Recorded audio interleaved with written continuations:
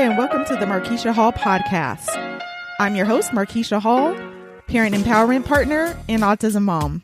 And I have a special surprise for you today. I'm here with the very own Josiah Hall. I talk about him a lot, in my show. And I want to have him on so he can answer a few questions. We also have a recording that I'm putting on that we did September 12th with his siblings and Brian Oglesby that we would love for you to join in and listen to. So let's get started. Hi, Josiah, and thank you for joining us. Can you tell us your name? My name's Josiah. And how old are you? 6. And do you have any brothers or sisters? Yes. Can you tell us their names? Aiden, Jordan, and Taylor. Do you have any pets? Nala, Kobe. Are they cats or dogs? They're dogs. Oh, okay. And do you have any favorite foods? Burgers. Oh, burgers? What kind of burgers? Cheese. Oh, cheeseburgers. That's so yummy. Yeah. Do you have a favorite show that you want to tell the people about? Yes. What is it? Ninja Kids. Oh, no, not Ninja Kids. Why do you like Ninja Kids? Because what? Ninja Kids is not a movie. It's on my kids' YouTube. Yeah, it is on your kids' YouTube. Listen, my brother. So you guys want to introduce yourselves, and then you guys can introduce yourself. Okay. Hi, I'm Jennifer Oglesby. And I'm Brian Oglesby. I'm Aiden Hall. I'm Jordan Hall. And today we're going to talk about special needs siblings. We're going to just try to have a raw, honest conversation and just leave you guys with a few tips. And I want to say thank you to Brian and Aiden and Jordan because they're teenagers and or preteens and they have things to do today, but they took time away to help me out. So thank you guys. Hopefully you're going to be helping out someone else. So we'll start with you, Brian. You can introduce yourself and your siblings, how many siblings you have, and go. All right. So I'm Brian Oglesby. I'm the second oldest sibling. I have 3 brothers and 1 sister. My older brother, Bryce, is the one who has a disability, which is autism. Then I have 2 younger brothers, Braylon and Braxton, and then my younger sister, Angel. Yay. Oh, Jordan. Well, you know what? You introduce one sibling and you introduce a sibling. My name is Jordan Hall, and we have 2 siblings. My younger sibling, Josiah, he's the one with the disability, autism, and My name is Aiden Hall, and I have a sister that's 17, Taylor, and yeah. So those are all the Hall kids and all the Oglesby kids. Taylor refused to get on camera, but we love her anyway. So I wanted to know and talk to you guys about, how it is having a sibling that does have. We'll just say autism because that's what both of your siblings have. And how do you deal with like the intolerance of people when your siblings have a disability? Or have you ever ran into someone who was being rude or things like that when you guys have been out and about? And how do you deal with that? Brian, we'll go with you first. Okay. So, the other day we went to a family outing. We went to a restaurant and had a family dinner. And, Bryce, he doesn't necessarily like large crowds. So he was kind of acting out, and then people were looking because, it's not familiar with them. So, so they were looking, and we kind of just we had to make Bryce feel as if he belonged there. Mm-hmm. Because when people are looking at him, he, like I said before, he doesn't like large crowds. Right. So it kind of makes him feel out of place. So we just kind of have to roll with it. And then we make him feel like he belongs there because we have to be calm about it. Because if we don't, and we it'll just, it'll just stir up the scene more. So we kind of just make him feel like he belongs and he's accepted there. Just be calm, mainly. Be calm. You guys have anything to add about that? We go places and Yeah, I agree with Brian, like how they should all be treated the same as humans. Like we're the same. They shouldn't be treated different. I haven't had any like personal experiences with Josiah yet, so yeah, he's still so young. I think I'm just chiming in. So when they're younger, it's like, oh, they don't like really see what's happening. Right. Like, oh, he's still 5. He's 5, but he's littler. So they think that he's just being a little guy. And Bryce is 17. Yeah, Bryce is 17. So then it looks different. So how does that make you guys feel, though? We've been blessed to be around you guys. And I know just hearing that story, I'm like, who did what? But as a sibling, how does that make you feel when someone's approaching you or someone would approach your sibling or looking at your sibling differently? What would you tell somebody? Like maybe they don't know about autism. So they're just looking at him. Like if you had an opportunity to tell them what you have the opportunity now, what would you tell them about your sibling being in that situation and them just staring? What could they do instead? Did you have something to say? Oh, okay. Sorry. Go ahead, Brian. Okay, so I would tell him that his behavior is normal because, of course, he does have a disability, and just not necessarily get involved and kind of just ignore it and leave him be. Because when people try to get involved, he doesn't like talking to people he doesn't know. So to just, like I said before, kind of stir up the scene. Okay. You have anything to add? I would say like all the eyes on him and looking and staring can make him uncomfortable, and that can lead to like him acting out or doing something that would just usually wouldn't do. Okay, so do you ever think about the future and having to take care of your sibling with a disability? That's something you guys think about? I'm going to throw it to Aiden first. I would say I don't think I will need to, because I think Josiah can develop and know, because he's fast at developing and knowing stuff that anybody else would know.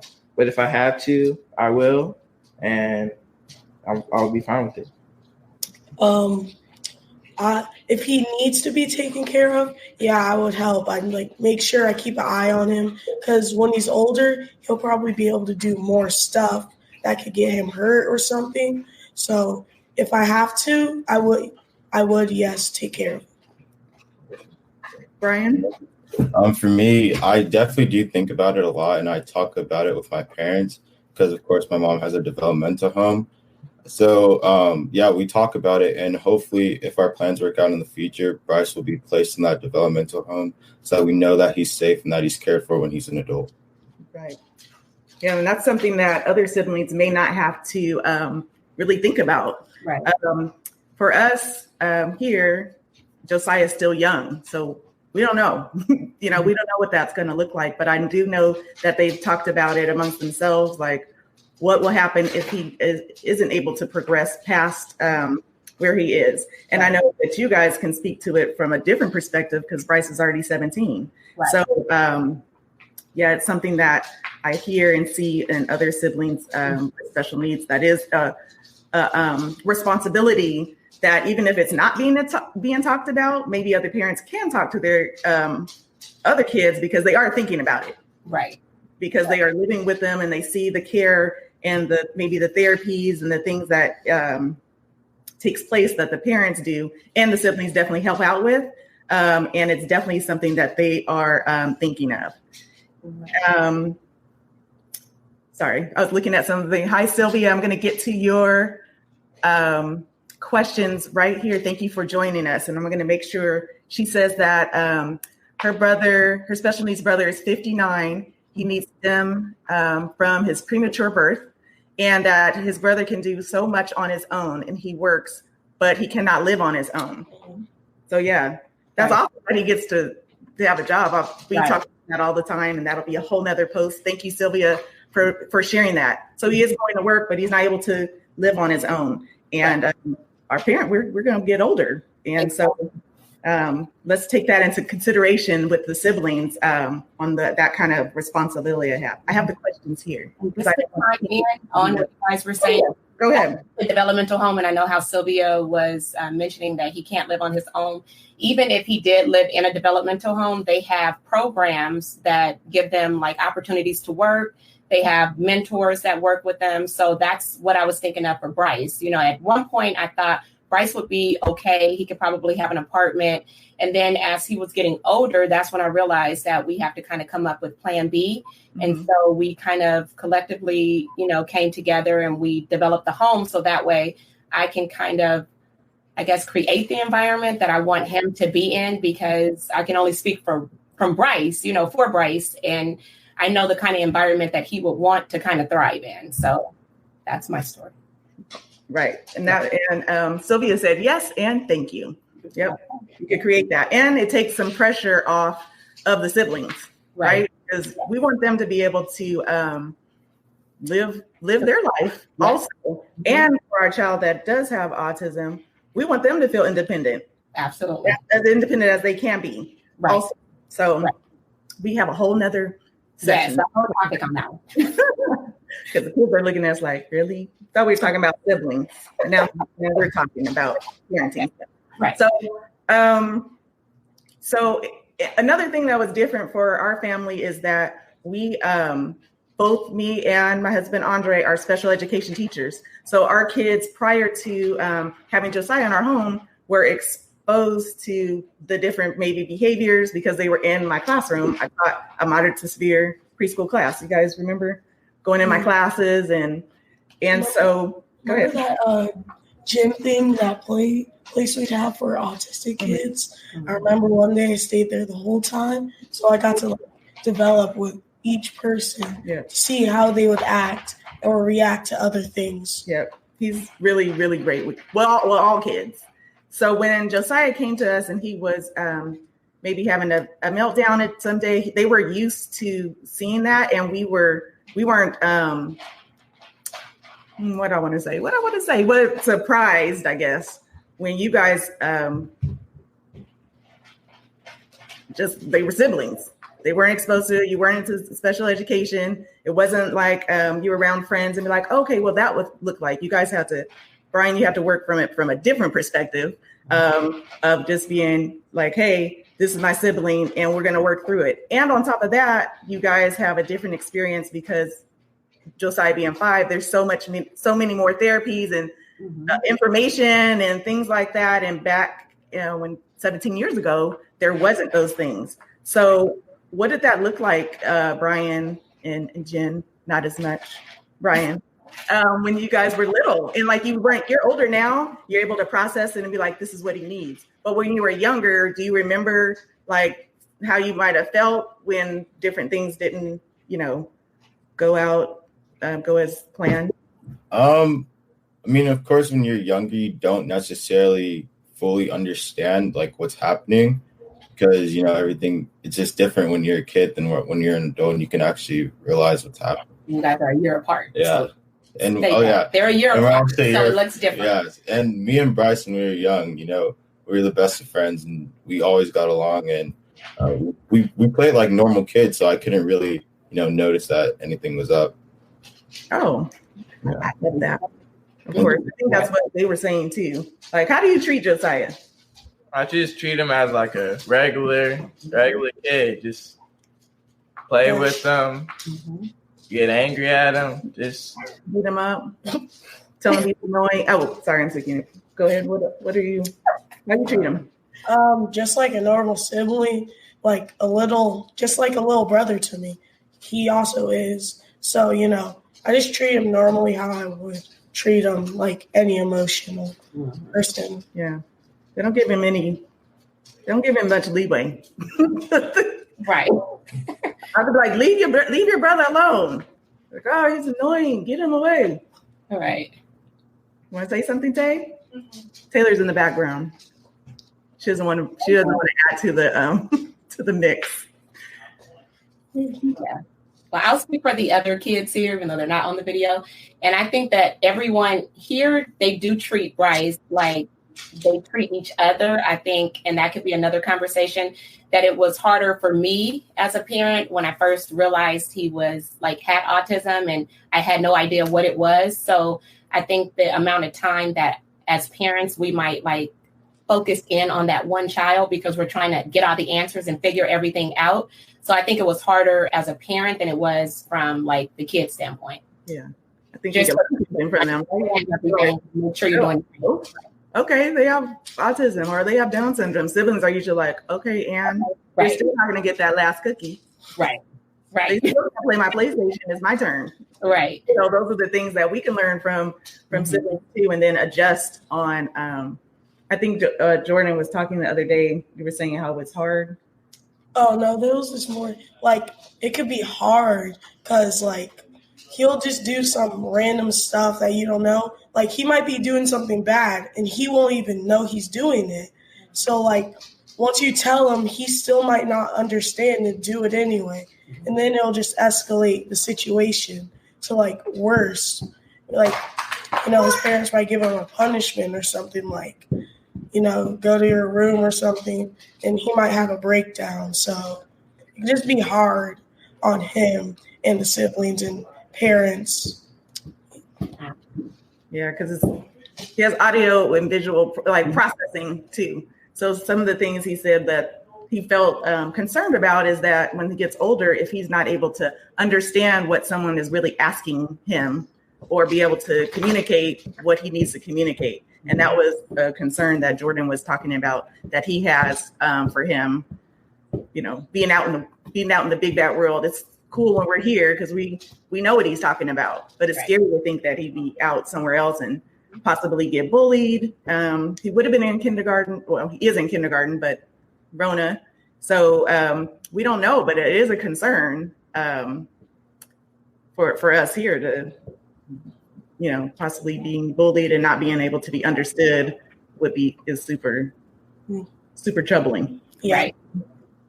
And that happens because Bryce was bullied and we had to change his education plan around a little bit because in general ed, he did get bullied, unfortunately, by some of his peers. So it made it difficult for him to want to go to school. Yeah. So how did that make you guys feel? Were you aware of that, Brian? Yeah, I kind of was. And I tried talking to Bryce about it. And, I tried to have that heartfelt conversation. But it's sad how the world kind of frowns upon people with disabilities. But really, if they were to actually get to know them, they'd realize that they're some of the nicest people in the world. And they're really good human beings. And I guess the world just has to take some time to get to know them. Really are. That's good. That's good right there. I'm going to ask you guys, for the other siblings that are out there that might be struggling with mom and dad's giving Amy so much attention and I'm not getting attention and I need to be heard. What is one thing that you would say to other siblings out there? Who would like to go first? For advice, I'll just say keep calm. Don't try to rush anything. Get to know them before you judge them and everything. Because if you judge them, you're not going to look at the same way as you would a regular person. You're going to look at them differently and not treat them the way they should be. I agree with Aiden. Just get to know them. Act like you just met them and you're trying to become one of their best friends. So you could treat them right and not just do anything too harsh or too mean. Just treat them like how you would one of your best friends, Yeah, adding on to what they said, just try to form that relationship with them so you know what they like, what they dislike, and try to hang out with them and have those special events with them, special memories. Okay, so is there something special that you do with Josiah? Yeah, sometimes I just play with him. Sometimes he come up to me and you want to fight, and then I just have to fight with him. Right. So, and then that could just turn out to us bonding and having a really fun time, What about you? Sometimes Josiah just comes in my room and just watches the show that I'm watching. And sometimes just lays in bed with me, and we're just chilling. Yeah. Brian, do you and Bryce have anything? Yeah, we have a few things. So first, whenever my friends come over, he'll always come and he'll play with us. So that's really special to me. And then we also cook together sometimes. Like after my workouts, like we'll make protein shakes and stuff. And then actually recently I've started working out, and he's been trying to work out with me, so we've been trying to do that too. Okay, Bryce. I know. Yeah. All right, Bryce.